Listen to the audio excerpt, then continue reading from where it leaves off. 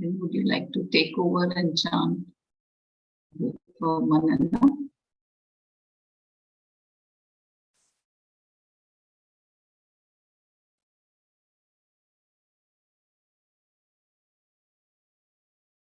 No, you please continue, Suma, today. I will, when you're not able to, I will take off. You please continue. You can start. I've put it on the YouTube. You can. You're able to share screen, right? Yes. Yeah. You can do the chanting, the initial chant.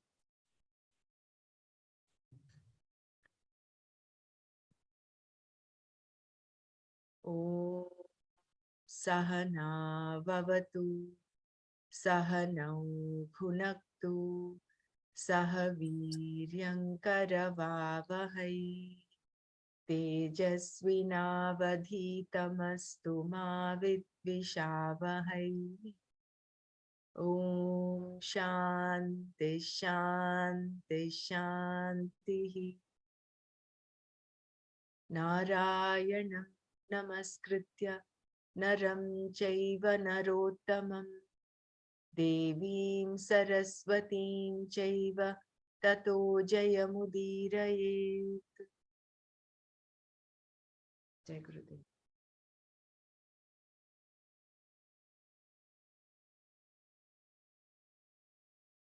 Is someone going to chant the Bhaja Govindam shlokas?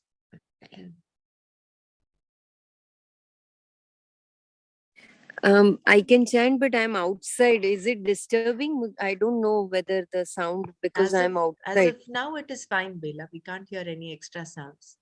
Okay. And please forgive me, I've forgotten my glasses as well at home. No, but if you cannot, if you're finding it difficult, don't worry. No, I will chant. No problem. Yeah, okay. I will chant. Yeah, please go ahead, Shilaj, if you can chant. Kate kanta dhanagata chinta vatulakim tava nasti niyanta trijagati sajjana sangati reka bhavati bhavarnava vat avatarane nauka bhaj govindam bhaj govindam bhaj govindam ka. Where is te kanta? Te yours, kanta wife. Ka is where. Dhanagat pertaining to wealth. Chinta worry. Vatula O distracted one. Kim is there. Tava to you. Na asti not. Niyanta the ordinaire of rules. One who ordens or commands.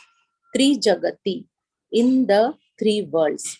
Sajjana, of the good. Sangati, association. Sajjana Sangati, the association with the good. Eka, alone. Bhavati, becomes, can serve as. Bhava Arnava Tarane, to cross the sea of change. Birth and death. Nauka, the boat. Here in the shloka, I chanted avatarane. It is a arnavatarane. Okay. Oh, distracted one, why worry about wife, wealth, etc.? Is there not for you the one who ordains? In the three worlds, it is the association with the good people alone that can serve as a boat to cross the sea of change, that is birth and death. So Sikh Govinda. So you can continue.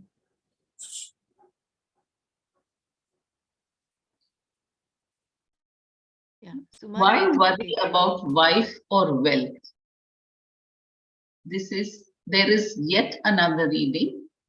Why dissipate mentally over the lips of your lady? To worry over anything will not pay in life.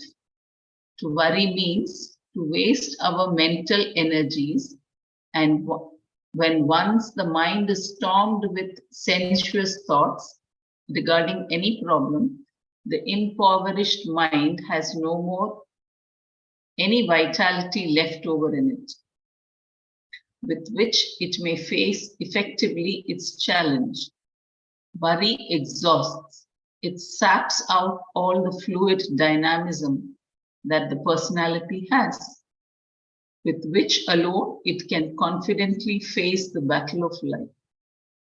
Man fails not because the world is strong enough to break him down, but it is always only because man becomes weaker, and thus relatively the world of happenings is rendered more powerful. Remember, the weak must perish is the law of nature. To dissipate oneself in the sensuous thoughts, as indicated in the psalm stanza, is indeed a self-insulting criminal meanness. Wife is something more than a mere sensuous convenience. To consider her as only a chattel for your pleasure and for your sense gratification is to pull down the institution of home and the sanctity of the motherhood in her. Such degrading, demeaning, devolutionary thought currents, when they arise in the bosom of the seeker, they should be curtailed, and he must uplift his thoughts by conscious remembrance of the Lord. The entire stanza is addressed to the sensuous man, and the Acharya here calls him best among fools that constantly waste themselves in lavish thoughts. Vatula. But having fallen into, I wish to read this role of the woman again. To consider her only as a chattel for your pleasure and for your sense gratification is to pull down the institution of home. This is very powerful, no? To pull down the institution of home and the sanctity of the motherhood in her.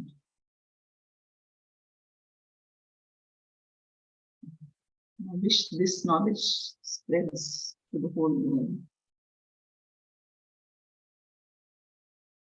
But having fallen into this wrong rut of thinking, and having cultivated the habit of emptying one's personality, vitality through such mental kink, where is now the remedy for coming out of this self-ruining habit? Constant and continuous association with the good people, who are themselves well-educated, self-controlled men with vision and a mission, is the only known remedy. In the beginning, by such a continuous association, the mind will slowly take up new channels of thinking and ultimately will come to forget the old habits of thought. This alone can be the only remedy. This contact will develop in us a healthy attitude towards things, which in their turn will give a new purpose and direction to our thought life. When the quality and the texture of the thoughts have changed for the better, the seeker shall discover in himself a new inspiration welling within, pushing him on to greater effort in more rewarding fields. This new lease of life in the fresh atmosphere of healthy thoughts will encourage him day by day to strive for the higher and will give him a clearer picture of the goal of life. He develops a pair of mental antennae, extremely sensitive to feel his path, the means of achieving his own goal, a radar effect.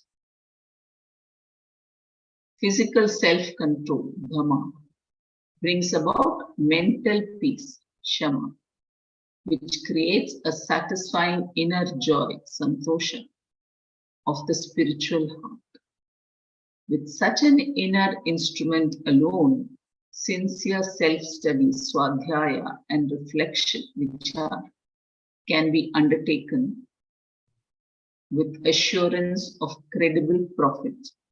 In fact, therefore, the earliest preparations to enter into this walk of life is contact with good, satsangati. This association with the good is not only helpful in the elementary stages of spiritual seeking, but it is beneficial at all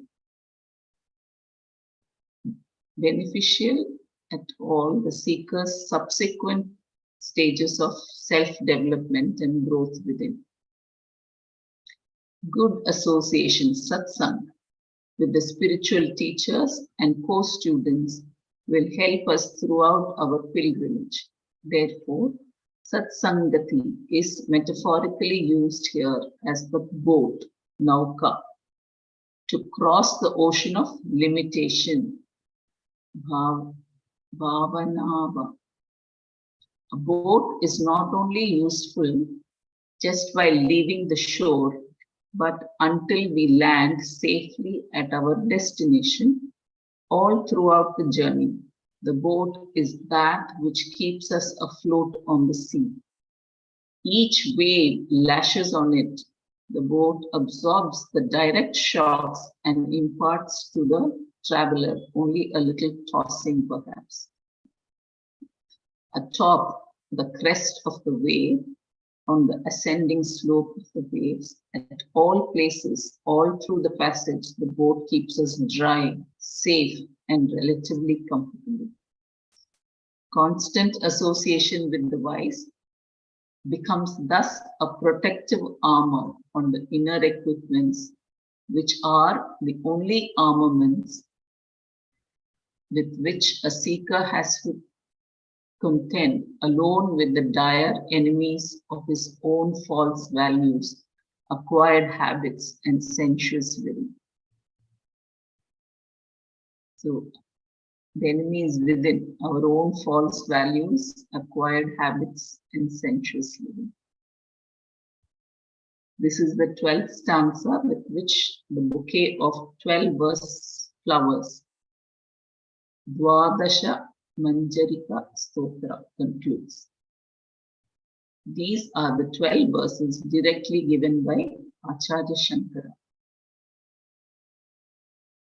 Although in truth, we can say it without any amount of finality, since we find in various publications the stanzas are interchanged. In some publications, we find the bunch of these first 12 stanzas are concluded with a stanza describing the author and the circumstances under which the poem came to be composed. The following 14 verses together forms the companion bouquet of the 14 verse flowers called Chadurdasha Manjarika Stotra. Each one of them is traditionally found to have been attributed to the 14 followers of Shankara who had accompanied him on that day in Benares. So, any thoughts on this last stanza?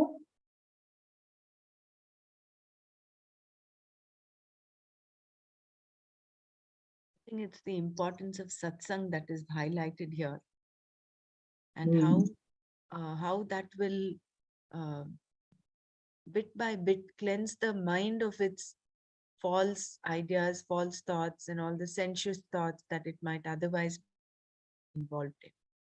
Just like cleaning the basket when that boy keeps taking it to the ocean and brings it back.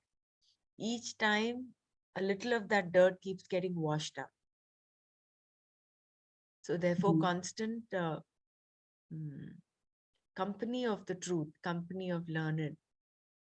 And I think exactly what we are doing right now is, it certainly has, I think in so many subtle ways, it may not be obvious immediately, but that cleansing has already started and that will continue. Yeah. And mind is also getting focused. It's not getting scattered. Yeah. that the train of,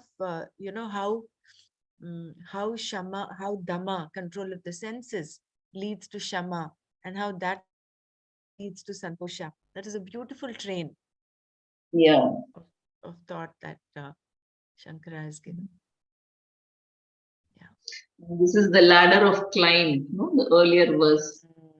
Satsangatvam, Nissangatvam, Nissangatve, Nirmohatvam, Nirmohatve, Nischalatatvam, Nischalatatve, Jivan Mukti.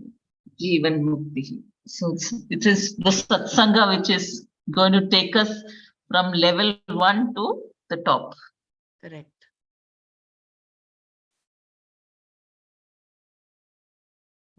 Who would like to chant 40?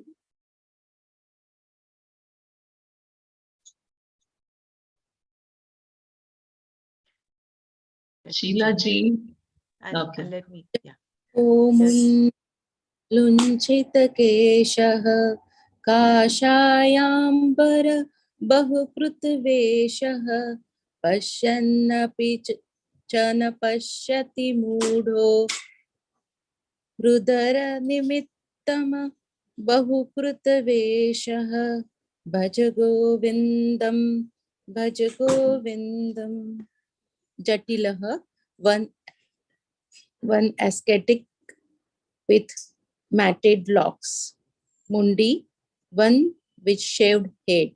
Lunchita, Keshaha, one with hairs pulled out one by one. Kashaya Ambara, Bahukruta Veshaha, one pardoning with orche robes means one parading with ochre robes, one wearing that kashayam, no? Kashaya vastram. Pashyanapi cha, though seeing.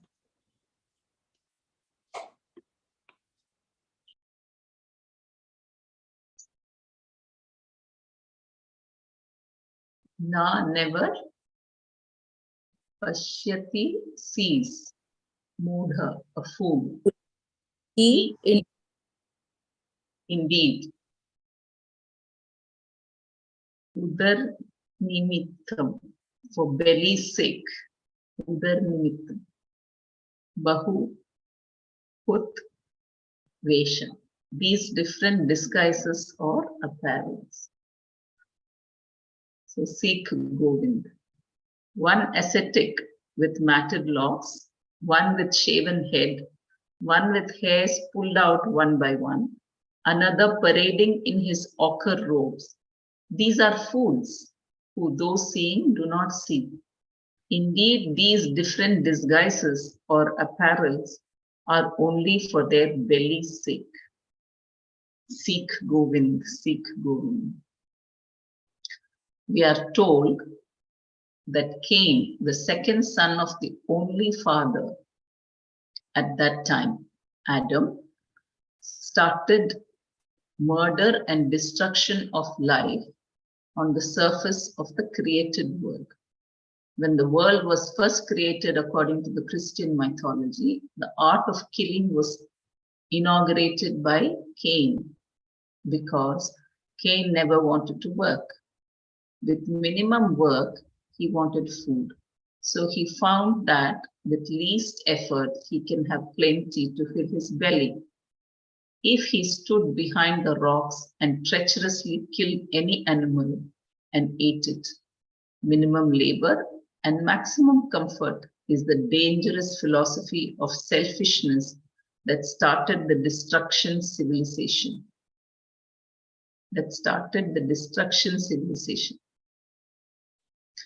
Wherever there is this philosophy, man must sink into immoral, unethical, uncultured, barbarous ways. As children and grandchildren of this great first father, this human instinct to be idle has remained true to the type and is seen even now in our own times. At all levels of society and in all departments of activity, idlers and shams are plenty in all periods of history. Shankara's era also was no exception to it. Even Mahatmas and Sannyasis were not totally above the law. There must have been in the Acharya's own times, if not as many as they are available now, at least a few who must have wandered into sannyas as escapists from life, seeking and finding a happier life in bluffing the generation and playing upon the credulity of the people. Such aberration of personality are more to be pitied than to be condemned. But whenever they appear at important strategic points in society as politicians, as governors, or as priests, they are more dangerous to the society than when they appear and play out their life in a limited field of their own private life, be it at home or even in a society. With them, we have no choice but to suffer them as nobly as we do the great natural calamities as floods and blizzards or volcanic eruptions. Very true. Thus, the author of this verse looks around and sees to his own utter amazement that cheats and self-deceivers are often wearing the very uniform of the highest vocation in life, sannyas. Some of the samples of these cheats are being just hinted at in this stanza. One with matted locks, one with shaven head, another one has laboriously plucked his hair one by one. Another is spectacularly colored ochre robes. They are not conscious of the goal to reach which they have taken the road, nor are they striving in the right direction.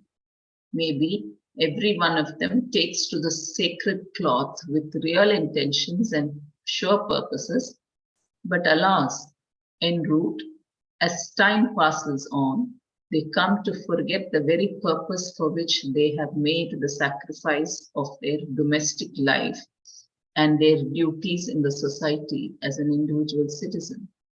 These different disguises serve them not for their philosophical seeking of truth, but only serve them for filling their belly.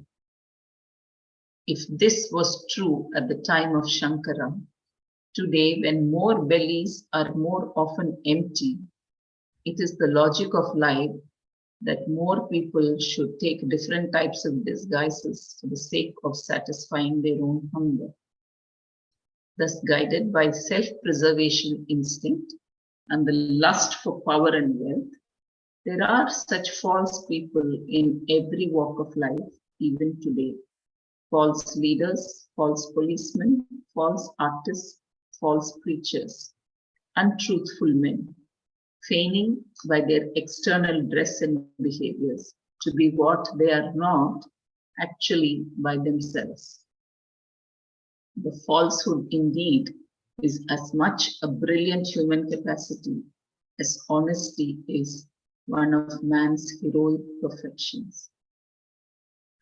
Deception by matted locks, ochre robes, etc. is universal and belongs to all times.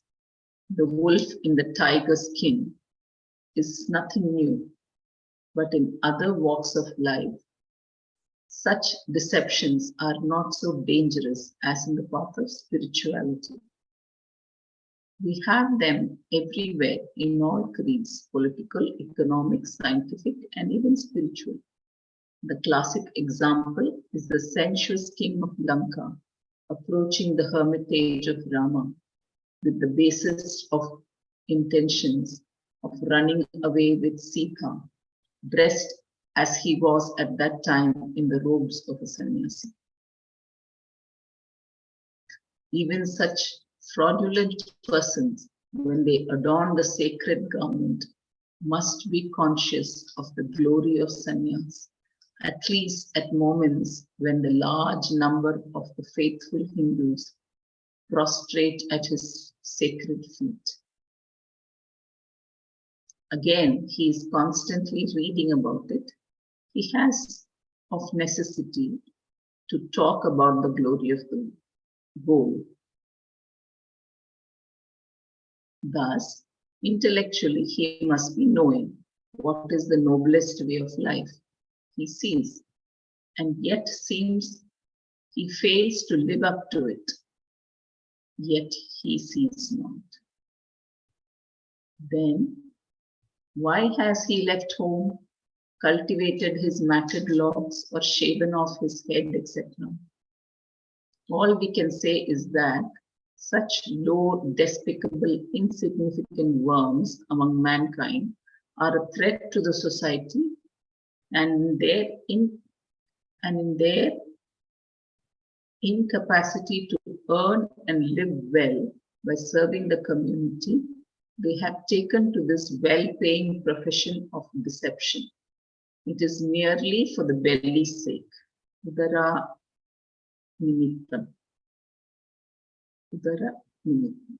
To the unguarded mind, the whispers of the lower passions become suddenly more urgent than the call of the higher aspirations. Desire for enjoyment makes man slip from his own high values of life and his disciplines in it. This stanza is traditionally attributed to Padmapada, the famous disciple of Sri Shankara.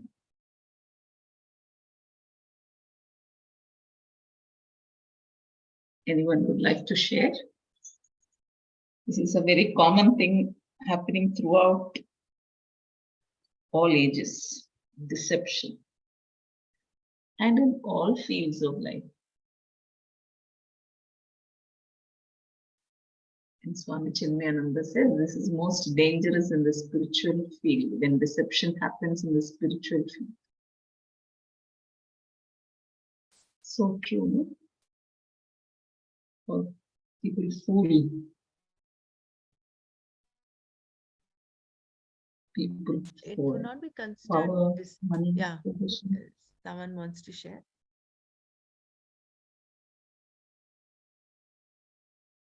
In the beginning of Atma Bodh introduction, I think Swamiji talks of how the mind gets distracted. That is a distraction. I don't think we could call it deception. Deception is, I think, you're feeling that you're on the path, but you're actually not. You're allowing your mind to you're becoming a slave to your mind, so to say. But to the world outside, you want to show that you are very pious and very religious. But whereas what goes on in the mind is all opposite of that. But Swami Chinmayananda talks of distractions, how the mind, when it's not able to look at the truth of life, look within and accept what all is happening inside, it just tends to get distracted, and it latches on to one thing or the other. If not in the material world, in the so-called spiritual world, it takes on a pilgrimage, it takes on a religious activity, a puja, something like that. So he says how it is only it is also said in the Shastras, the spiritual path, the path of Vedanta is only for the strong. Only a person who is really strong is able to face the truths of his own self. All of this, I think it should be more self-introspection. How much of this are we actually doing? How much of deception is happening in our own mind? We claim to be doing this, but are we actually doing it? So if we have that intellectual honesty and sincerity to look within and accept whatever is happening, it's not like you put yourself down. It is but the nature of the mind. But if you have that intellectual honesty and transparency in looking at what is happening, then there is that, progress, you go further. Otherwise, it will only end up as deception.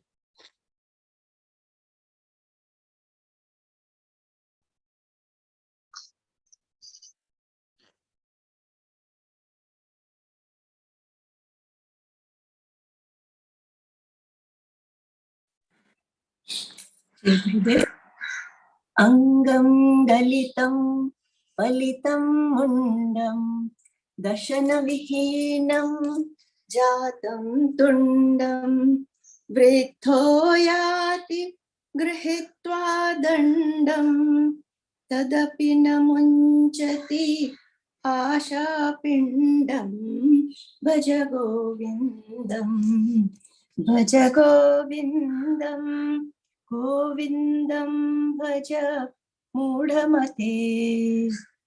Angam, the body, Galitam, has been worn out, Palitam has turned grey, Mundam, the head, Dashana Vihinam, toothless, Jatam has become, Tundam, the mouth, Vruddha, the old man, Yati, moves, goes about, Grihitva, having taken, leaning on, Dandam, his staff, Tadapi, even then, no, never, Munchati, leaves, Asha Pindam, the bundle of desire, Bhaja, seek Govinda, Govinda, seek Govinda.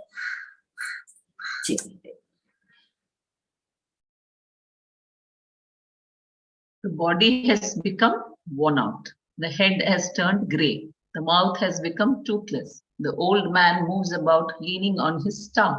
Even then, he leaves not the bundle of his desires. Seek Govind, seek Govind.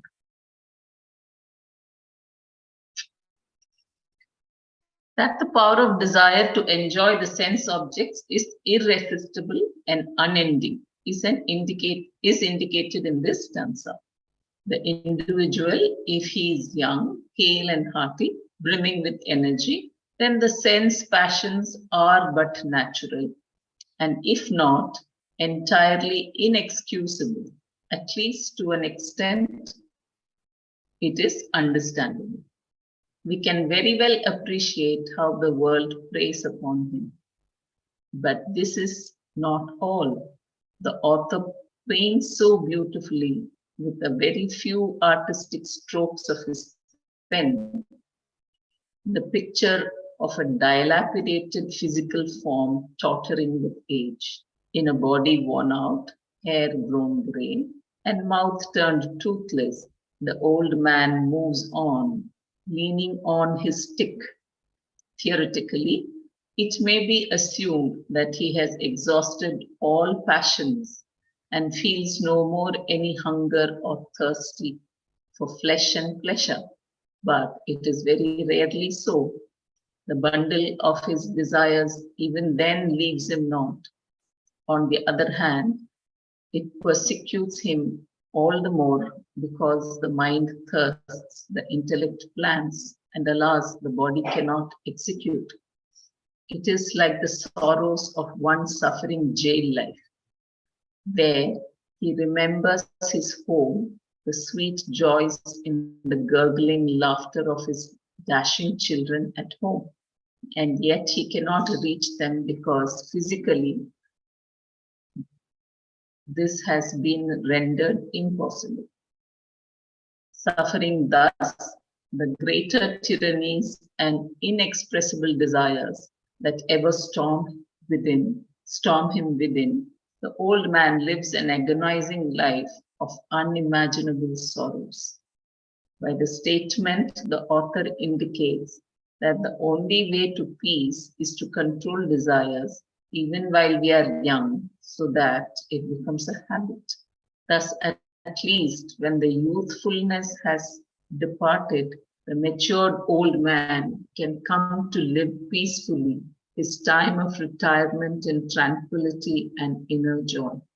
Desires grow in the mind as the body grows old, and the dissipated body becomes more decrepit.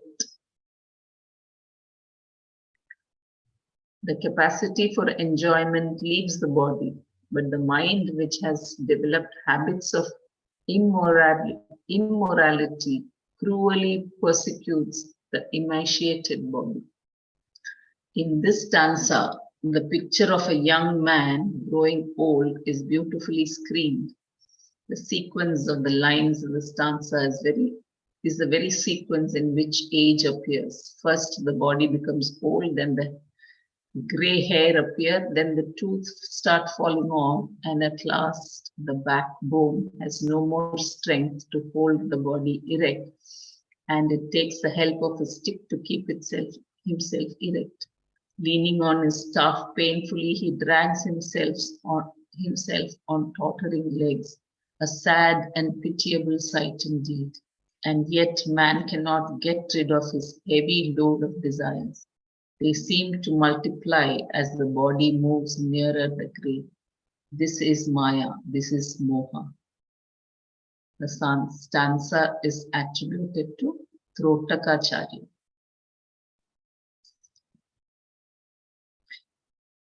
Our Gurudev is in this lineage, no? Trotakacharya of Badrinath.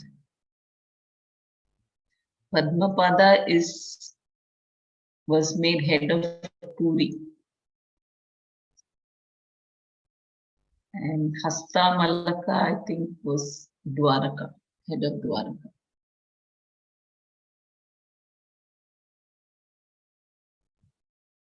So this whole stanza is about desire, how we never let go of our desires, even with age. And so it's important that even from youth, you cultivate the habit of dropping desires, overcoming desires with a mature mind, and cultivate the habit of Govinda, seeking Govinda.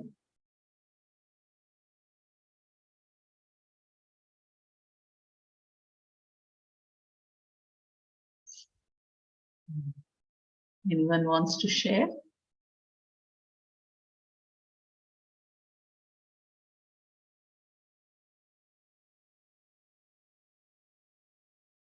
Anybody there? Or They are here. Don't worry. They are listening. I mean, it is very obvious, isn't it? Whatever the stanza says, it is happening. Yeah, yeah.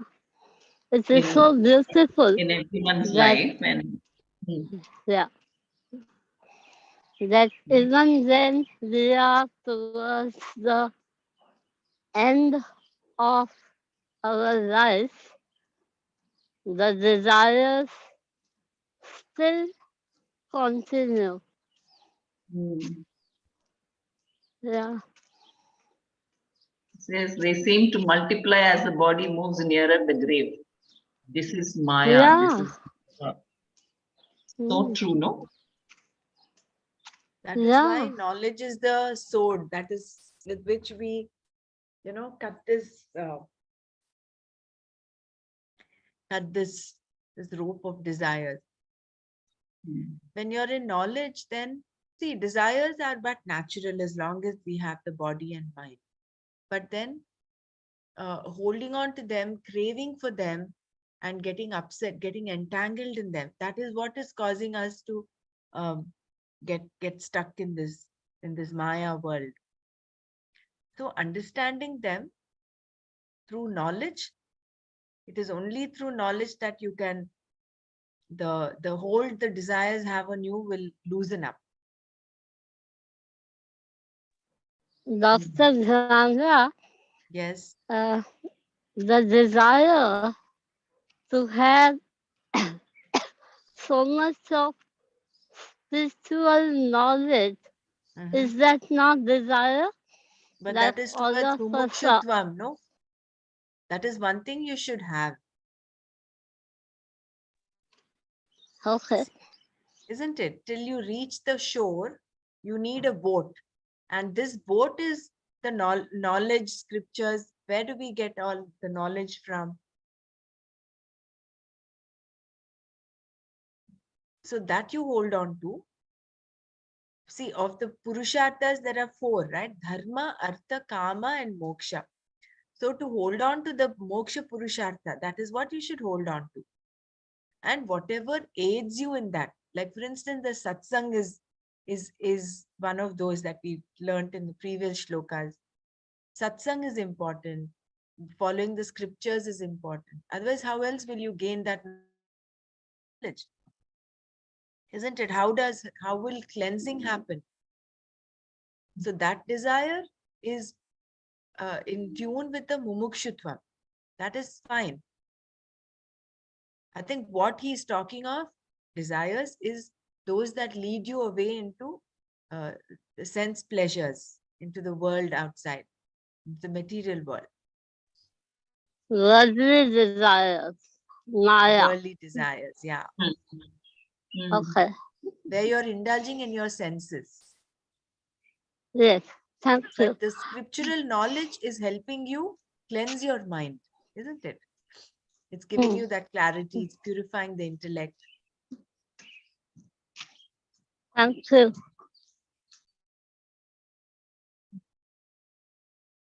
So go to the next answer. Yeah, we'll go. I think Nana covered 20 to 20 20. shlokas today, isn't it? Yeah, we'll see Yeah, whether yeah. we can come up to 20. I just wanted to share, I was doing some introspection, and even our desire for others to be where we are at, to have the same level of spiritual growth, whether it be our family members or we enjoy listening to spiritual discourses. We want them also to enjoy that. Even that is a desire. And we need to drop that. People are where they are at. That's And what I was asking. That sometimes they are too much into this desire that all of us should follow. So, Percy, kindly explain. yeah, and then what happens is we are not in acceptance of them just the way that they are. One of the golden rules that we studied in the part one course. Like, so I think even that desire we need to really drop. People cannot be, if your wife or your child wants to see a Hindi movie and you want them to watch spiritual discourse, there should be no, let them enjoy, let them do what they want to do. Just accept them the way they are. And then when you are watching, they are also interested. They start meditating. It happened in my family when Guruji was taking meditations during pandemic, 12:30 and 7. Even if my wife was working in the kitchen, she would come, leave everything. She would close down the stoves, come and sit and meditate and go. And the same thing at 7, even my son was doing it, who was deaf. I don't know how much he heard of it, but he would just meditate with his eyes closed. And I mean, just let go and then people turn around and be with you also. Like unless you stop that hankering that people should be with you, like you, then they move away from you, I feel. They move away from this wonderful, beautiful knowledge. So just accept them the way they are, let them do what they want to. They will also come in their own time period to this level of growth where we are at. Jai Gurudev. Very nice. I think Thank you, here, Percy. That was so remarkable, so profound. but I think here, which is very true, I completely agree with Percy ji. But it's not like you will not nudge them. You can tell them, you know, out of responsibility, this is what I'm doing. Would you like to join in? But at that point, you let go. If they're ready to, they will come. If they're not, we should not get upset in our mind that they're not coming. So that conflict in our mind, we should drop. Yeah, So that is once, what I'm talking about. The isn't it? conflict should be dropped. That is there Yeah, in the conflict in our mind should be dropped. our weakness that we need to understand and become aware of. The Right. sooner we become aware of that, the better. Yeah. I tell you, like in the afternoon times, I usually watch some spiritual discourses, some other discourses also. Not just this, or some yoga strengthening exercises or on flexibility or whatever. At my age, I tend to concentrate more on that also so that the body doesn't give way. So not just our Padma Sadhana, but I look at some other exercises, whether I can do them or not. So at that time, my wife is sitting close to me and watching the same thing and discussing it with me. Like, and okay, if in the night I allow her to do what she wants to, I just go back to my room and I go to sleep. So that's okay. Like, let her watch her program or whatever she feels entertained with. And then they come around. See, that interest is there. Meditating with Guruji, listening to Guruji.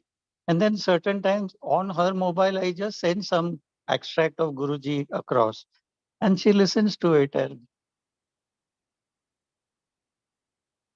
so it's such a healthy relationship that we have. When we are not in acceptance and we want everybody to be just like us, and that they are not at the same level of growth, then there is so much of we vitiate the atmosphere in our own houses.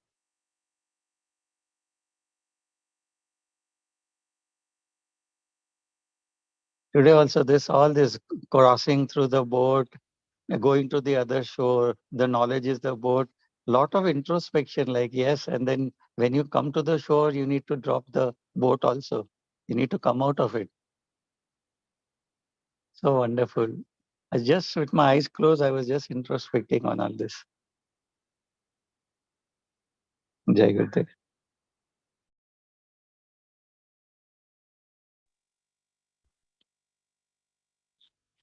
Thank you, Percy ji, for sharing such beautiful knowledge.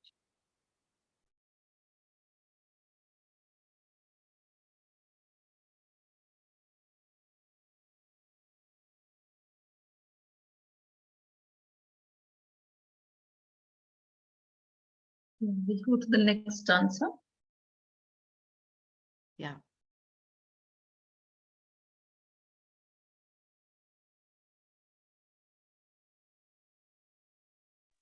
Sheila ji, are you going to chant? Yeah. Yeah. Yeah, Just I thought I will share with you. Like Nana had suggested for you, maybe you can do that little practice here, is to maybe speeden up a little bit. You're chanting very beautifully, very nice, but I will try. Nana's advice forward, maybe you would want to do that. I just thought I'll suggest to you. Yeah, I know I'm a little slow, but yes, I will try. I will try. Yeah, thank you. Thank you.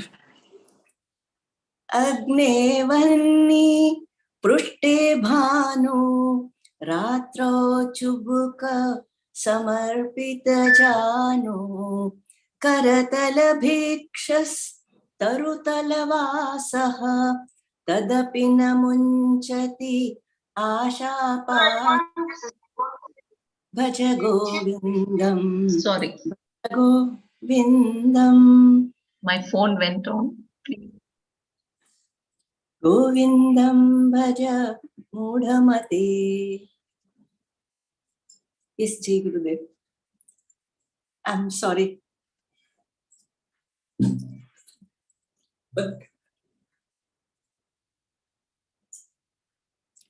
Agne in front, Vanni. Will you please? It is Agre, Sheila ji. Agre, yeah. Oh, Yeah. yeah.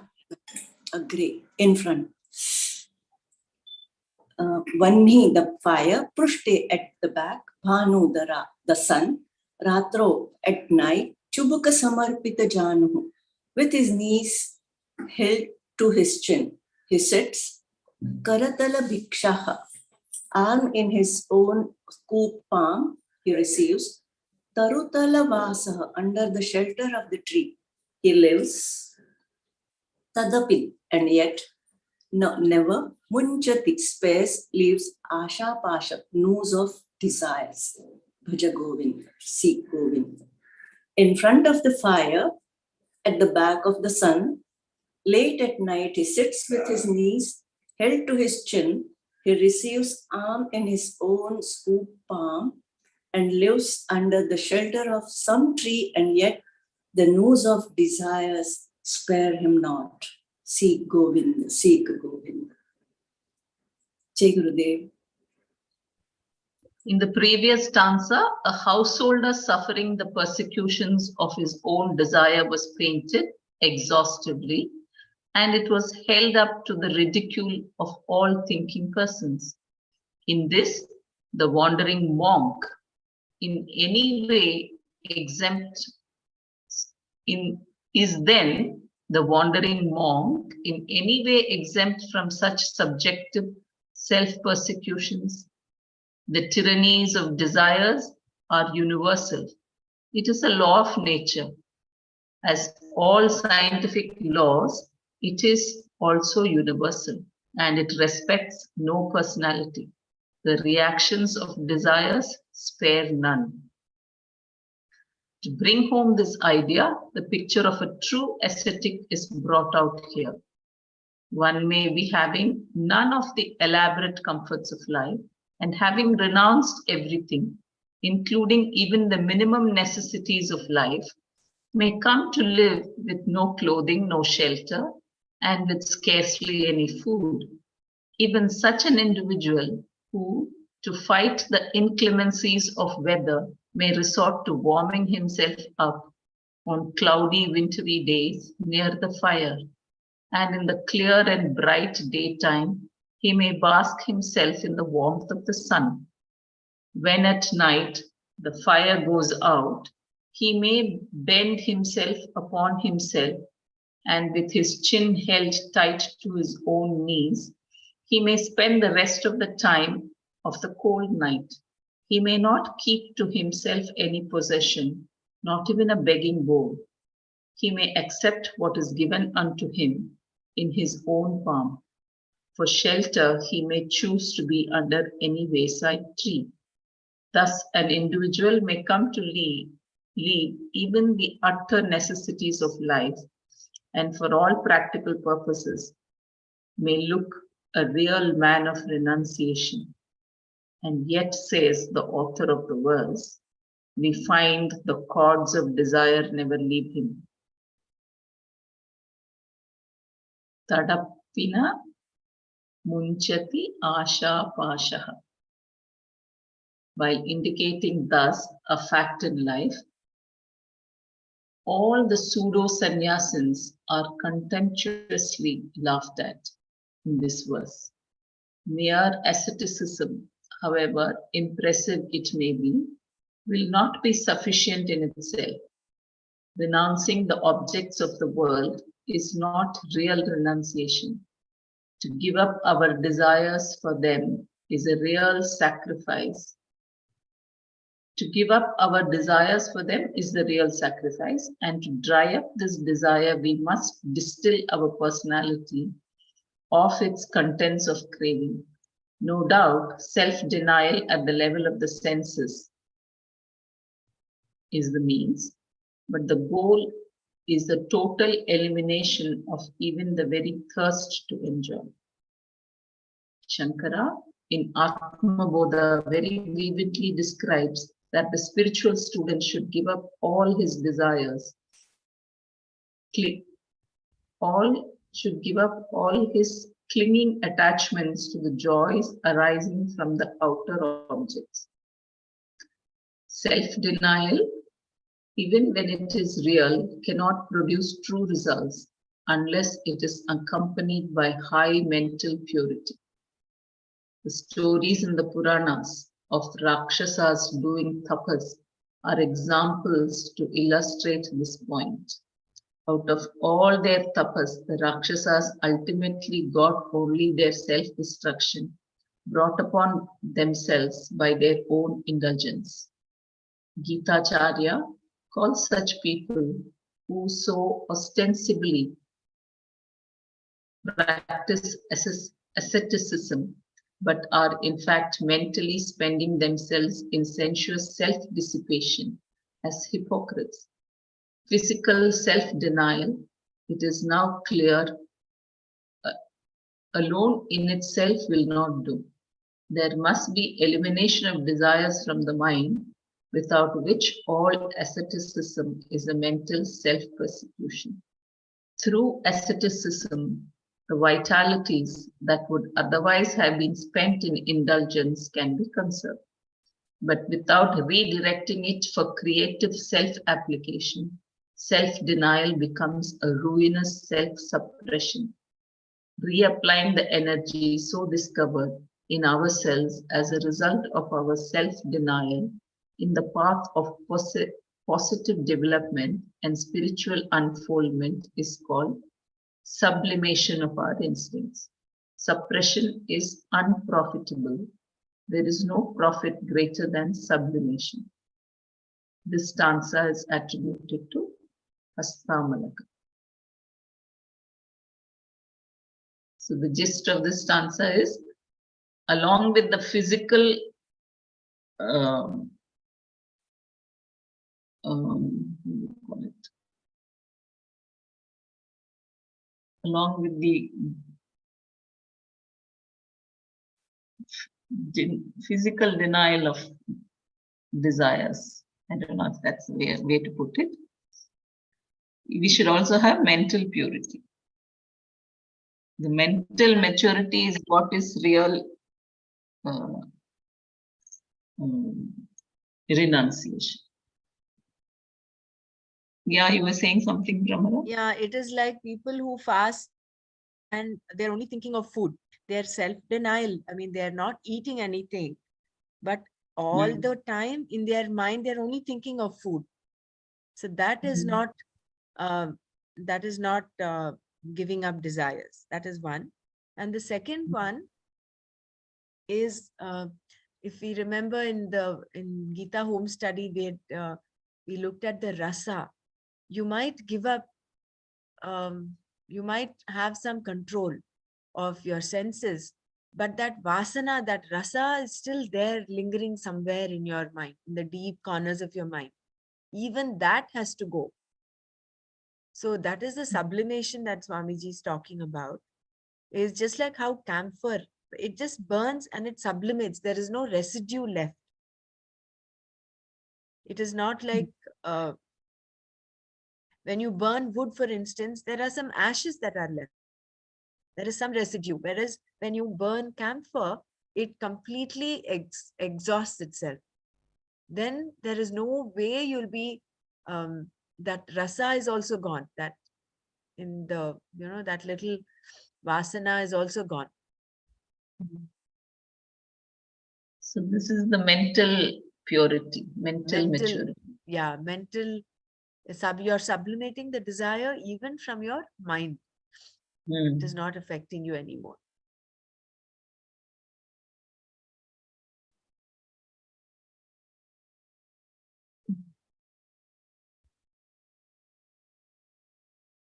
Shall we stop here? We finished 16. Yeah.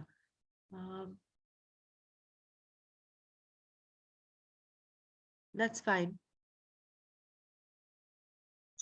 I thought maybe we could continue till 20 in case everyone is okay with, so that we'll be abreast, Nana. I have no issues. If everyone is okay, I just Is everyone thought okay with this? fine. Okay, Parmalaji. It's fine, no? Yeah. Before we go on to 17, I just wanted to share, whoever is keen. I mean, the last 1 week I was, while Sumaji is shifting the things, I was doing this. I had the, I'm very grateful about it. I was doing the Mandala Vatika pre-TTP. I'm not sure how many of you heard about it. I know I spoke to Simi and I owe her. I told her I'll send her some information. Today we are having an introductory session on the Mandala Vatika, what it is. So whoever is interested, please send me a message, because I don't want to really post it in the main Gita group. I will send you the details. It's at 8:30 p.m. India time on Zoom. We are having an introductory session. Yeah. So it is such deep knowledge. It's all about Vedic science, and it's a very ancient Vedic practice. The mandala, it's a science of sacred geometry and Vedic gardens. It is so much more than just that. So whoever is interested, please do attend, and you can really benefit. Yeah.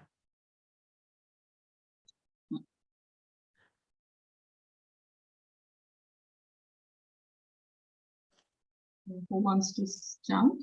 May I Ashita chant? chant? Yeah, go ahead, Bella. Go ahead.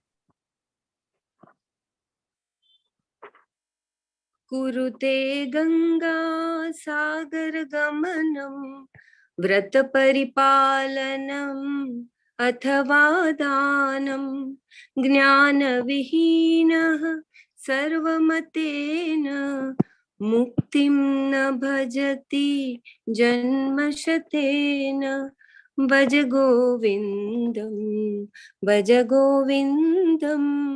गोविंदम भज मूढ़मते. Kurute goes to pilgrimage. Ganga Sagar Gamanam, to where the Ganges meets the ocean. Vrat Paripalanam, observes the vows. Athva, or Danam Kurute, distributes gifts away. Jnana Vihinaha, devoid of experience of truth. Sarvam Matena, according to all schools of thought. Muktim, release. No, not bhajati, he gains. Janma shatena, even in 100 lives. Bhaja govindam, seek Govind, bhaja govindam. One may in pilgrimage go to where Ganges meets the ocean, called the Ganga Sagar, or observe vows, or distribute gifts away in charity.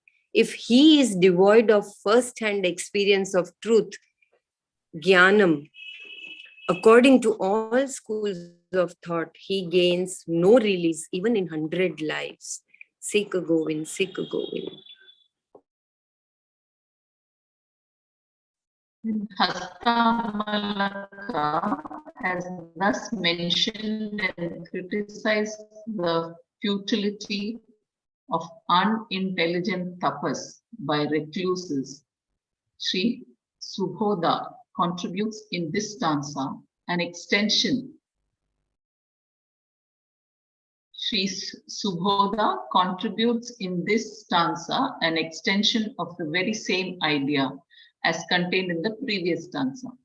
What about tapas in the life of devoted householders? Seekers of the true end of religion do go for pilgrimages, observe vows, and offer charities. All of them are wonderful exercises for developing healthy attitudes to life and in helping one on the path of study and contemplation. But ordinarily, householders confuse these means as an end in themselves. This erroneous concept is being laughed at by the poet. It's very true. We see these as the means, as an end in themselves. True. Without knowledge of the infinite reality, liberation from our sense of finitude is impossible. In the Upanishads also, we find often this idea that freedom from the thraldom of life can never be gained unless one comes to experience the infinite oneness of life. Here, walking the path of the ancient teachers, Sri Subhoda says that it is the unanimous conclusion arrived at by all schools of thought in Vedanta that liberation from the sorrows of life cannot be gained without the actual first-hand experience of the one infinitude. The Acharya is sure, and he asserts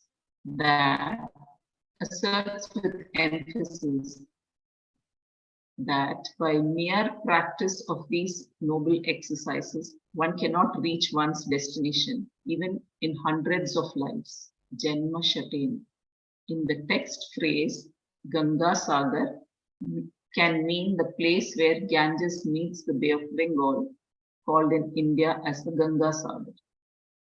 It can also mean Ganga and Sagar, meaning pilgrimages to Kashi, where Ganga flows, and to Rameshwar, where bath in the Sagar Setu is the most important item. Pilgrimages to Kashi and Rameshwar will bring a lot of vivid experiences for a person who is doing it with faith, dedication, devotion, and sincerity, especially when it is undertaken on foot as they used to do in the past. Educating the intelligent to hold higher ideals, training the mind to obey the will, sharpening one's will itself, and training it to be easily wielded by oneself are the achievements gained by the practice of vows. Through firm determination and individual will, when one orders that one's sense organs will not have for a fixed period of time some of the things which they always liked the most, there we will have all the contents of a vow. And when it is undertaken in a spirit of dedication unto the Lord, and the entire mind is turned towards the Lord, it becomes a very efficient psychological training in recasting the mind, and it becomes a religious work. However, Can you just read this para again? I'm not sure. Is my internet weak, or your voice was a little shaky? Maybe my internet was unstable. Educating the intellect to hold higher ideals, training the mind to obey the will, sharpening one's will itself, and training it to be easily wielded by oneself are the achievements gained by the practice of vows. Through firm determination and individual will, when one orders that one's sense organs will not have for a fixed period of time some of the things which they always liked the most, there we have all the contents of a vow. And when it is undertaken in a spirit of dedication unto the Lord, and the entire mind is turned towards the Lord, it becomes a very efficient psychological training in recasting the mind, and it becomes a religious work. Yeah, that's fine. It's like tapas, no? They're talking of, yeah, withdrawing your senses, and it gives that control over your mind. But it has to be done with dedication to the Lord. That is why when they say upavasa, it means you should be with yourself. You know, doing chants, listening to some mantras, all that is included in that. You have to be with yourself when you're doing a fast. Otherwise, like the deceitful things, people, the mind is only thinking about food. Yeah. Okay, go ahead. However beautifully and elaborately one may cook his food, until the food becomes one with himself, the sorrows of hunger cannot end. So true, no? So nice. Pilgrimages, vows, and charity are all exercises to prepare the seeker's mind for the great path of meditation. Through meditation, until the highest is actually apprehended. Jnanam.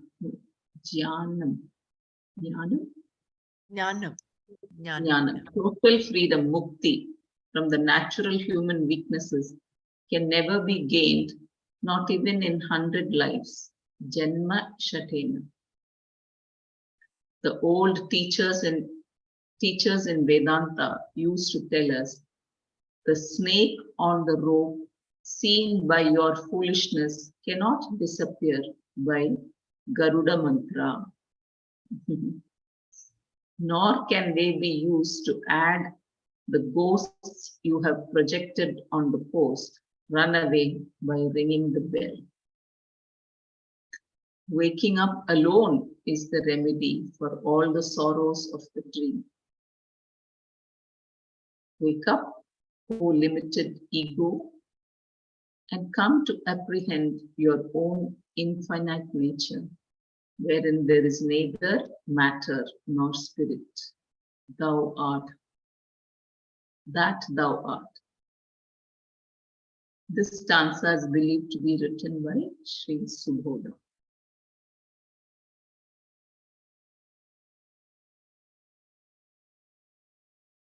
Maharaji already gave the gist of this stanza, no? Upavas. With the mind to be attached to the Lord. In whatever austerities you do, whatever vows you undertake.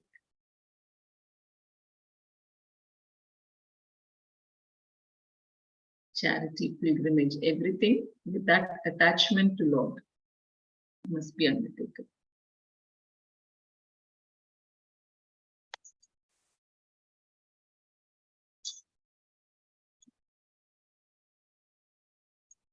So beautiful, no? The snake on the rope seen by your foolishness cannot disappear by the Garuda mantra.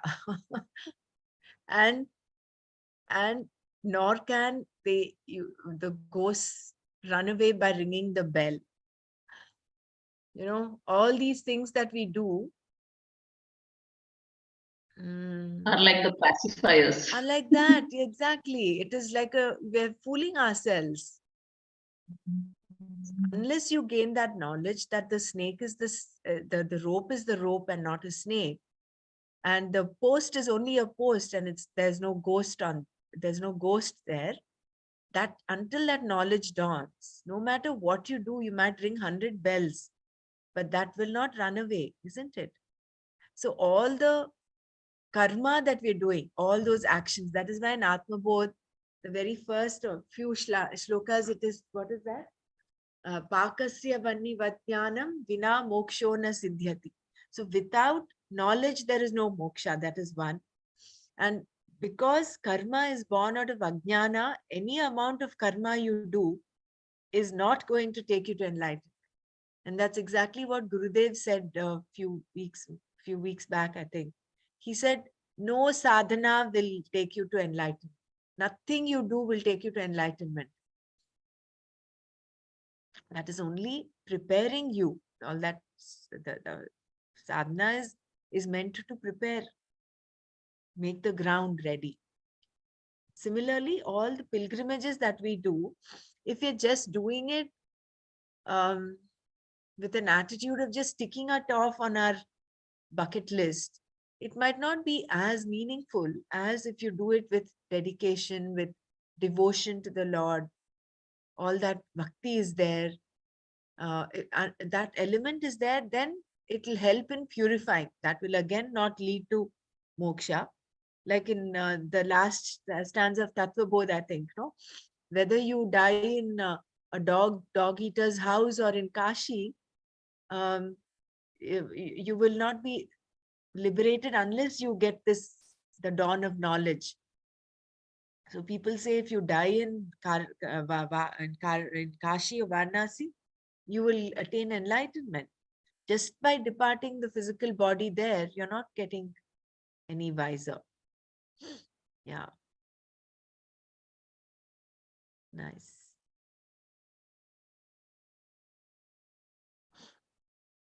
Anybody else wants to share? Otherwise, we'll go to the next verse.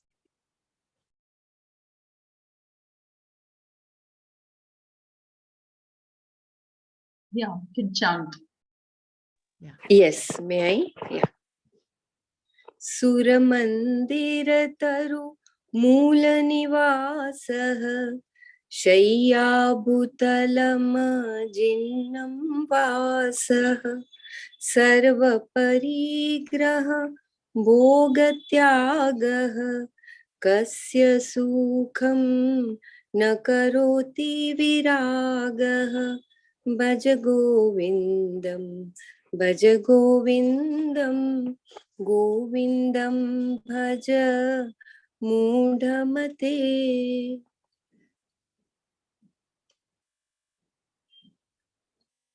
Suramandir Tarumula Nivasah, dwelling, sheltering in temples under some trees, Shaya, bed, sleeping, Bhutalam, on the naked ground, Ajinam, wearing skin, deer skin, Vasah, cloth, Sarva Parigraha, of the possession, Bhoga of thirst to enjoy, Tyagaha renouncing, Kasya whose, Sukham happiness, no not, Karoti brings, Viragaha dispassion, Bhaja govindam, Sikh Govind, Sikh Govind. Sheltering in temples under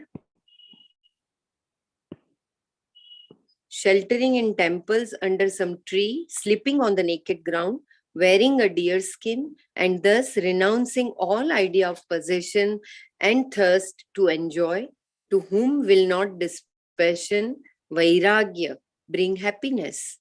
Sikh Govind, Sikh Govind. Earlier, a hypocrite was painted by Sri Hasta Malaka. And now, in this stanza, a real renouncer who has truly relinquished all his inner thirst for enjoying the world outside is being pictured by Sri Sureshwaracharya. True dispassion brings real happiness to all. In the world outside, we find even emperors sorrowing, the rich worrying, the powerful man anxious, the man of accomplishment jealous. All are unhappy. Everyone points out to the other who, according to him, is happier. But the only one who has the courage to declare and truly feel that he is happy is he who has relinquished all his passions and hungers from within. One cried out, I am Caesar's Caesar. Another thundered forth, I am a Shah and Shah. He alone is really rich, who has no more any use for the finite joys of this ephemeral world of delusionary pleasures. Such an individual may have no shelter of his own more than the shade of a tree in the courtyard of a temple. He may sleep under it or on the naked ground. He may wear nothing but a deer skin, renouncing thus the entire idea of possession and relinquishing all attempts to seek one's fulfillment in life through objects of the world. He lives happily, ever self-sufficient unto himself. He is independent of the world outside. He has discovered an inexhaustible well of joy and a rich mine of true satisfaction in his own deep within. Who will not be happy in this mental mood? Asks Sureshwara in this verse. When renunciation is only external and where there is still the sense of attachment within, one cannot discover the true joy of living. This has been already said, must be. It may be then suspected that there is no joy whatsoever to reward a renunciation and purpose. This is not true. To assess so would be positively against all our spiritual declarations. Here is painted the outer behavior and the inner attitudes to life in a true relinquisher. Viraktaha. He has reached the stage of desirelessness, not as a result of his deliberate running away from life, but due to a positive experience of intense self-sufficiency felt and lived within. It has been beautifully described in this picture of the man of steady wisdom in the Gita. The inner riches must be the basis of the outer poverty, or else renunciation is indeed painful. The healthy outlook on life must be nurtured by an enduring in-look, which the student must cultivate. Without insight into the reality, the outer man can never dare to give up the enchanting things of the outer world of beauty. Simple and unostentatious becomes the way of life of a true master.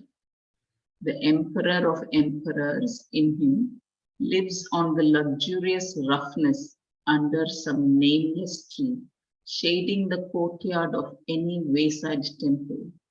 Generally, in a temple ground late in the night, nobody wanders about. And so, under a tree, there he is all alone, enjoying perfect solitude.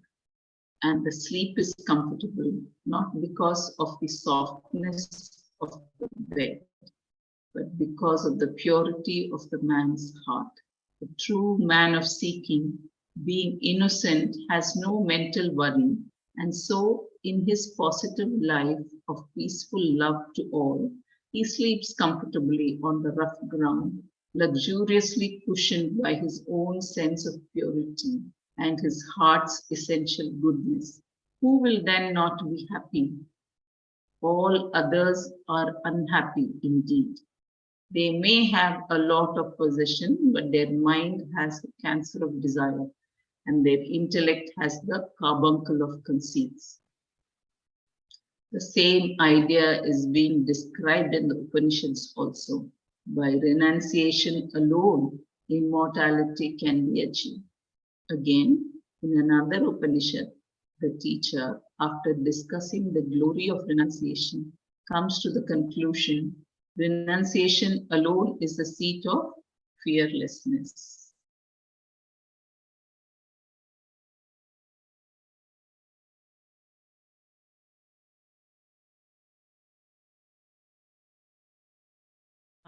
Swamiji is so descriptive. He calls it the cancer of desire in the mind and the carbuncle of conceits in the intellect. Carbuncle is a skin infection. It is bigger than a boil. A boil is like a small little pimple, but if that becomes like a patch on the skin, that is the given the term carbuncle. So the mind's cancer has to be taken care of, and the carbuncle of desires, of conceits.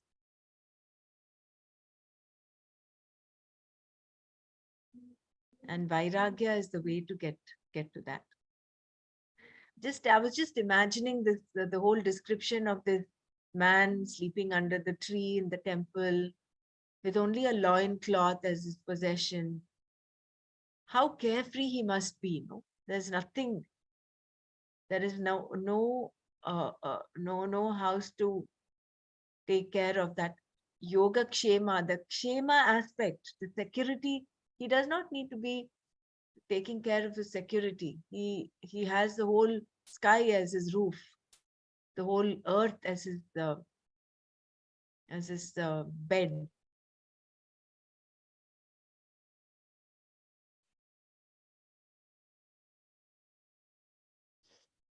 Yeah. It's very powerful, no? True renunciate. Right. Because he's fearless. That is. Because he has nothing to preserve. So he's so fearless. No desire.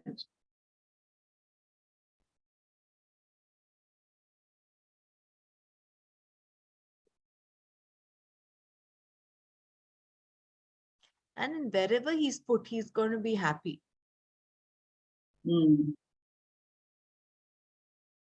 Because he does not depend on that for his happiness. He's happy by himself. He is that Siddha Pragya, Jeevan, all that. Well, it's already 7:30 here. Do you want to continue, or we'll hold it here?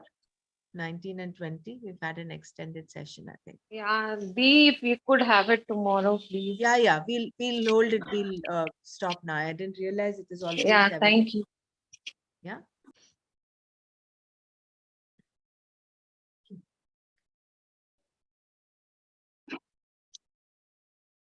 Do the Shanti mantra. Yeah. Om Loka Samasta Sukhino Bhavantu. Om Shanti Shanti Shanti. Om Tat Sat Shri Krishna Arpanamastu. Jai Gurudev. Jai Gurudev.